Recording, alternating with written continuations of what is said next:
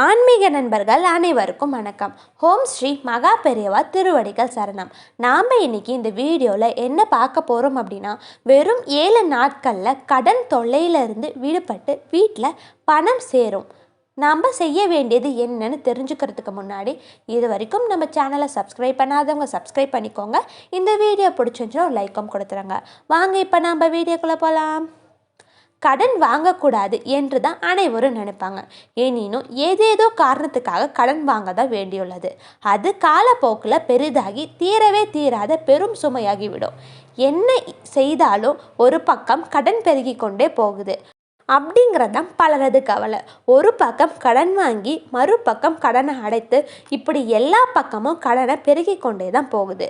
கடன் பிரச்சனையை அப்படிங்கிறது ஒருவனோட உயிரை மாய்த்து கொள்ளும் அளவுக்கு தள்ளிவிடக்கூடும்.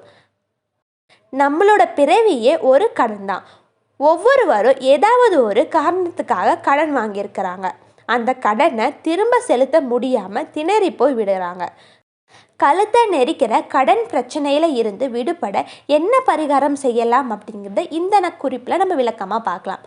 வெள்ளிக்கிழமை அப்படின்னாலே அனைவருக்கும் தெரியும் மகாலட்சுமியை வழிபடுறதுக்கு ஏற்ற நாள் அப்படின்னு. மகாலட்சுமி அப்படின்னா அனைவரும் நினைவில் வர்றது செல்வம் தான். மகாலட்சுமியை வழிபட்டால் செல்வம் சேர்ந்து கொண்டே இருக்கும்.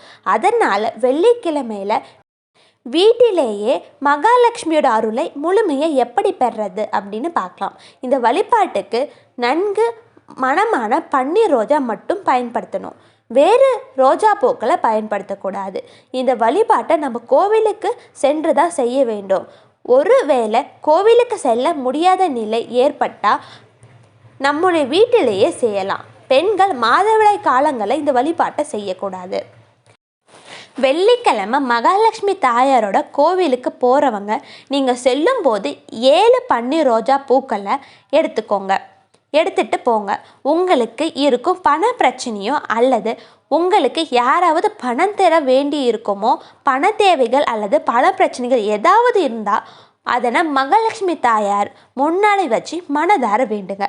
பெருமாள் கோவிலில் அனைத்திலும் மகாலட்சுமி தாயார் கண்டிப்பாக இருப்பாங்க. அதனால் உங்கள் வீட்டுக்கு அருகில் இருக்கிற பெருமாள் கோவிலுக்கு போங்க. வியாபாரம் பெருகணும் அப்படின்னு எனக்கு இருக்கும் அனைத்து கஷ்டங்களும் நீங்க வேண்டும் அப்படின்னு மனதார வேண்டி உங்கள் கையில் இருக்கும் ரோஜா மலர்களை மகாலட்சுமி தாயாரோட பாதத்தில் போட்டுருங்க. வீட்டுக்கு வந்து விடுங்க. இந்த வழிபாட்டினை காலையில் 6 மணிலேருந்து 7 மணிக்குள்ளே அப்படி இல்லைன்னா 8 மணிக்குள்ளே செய்யணும்.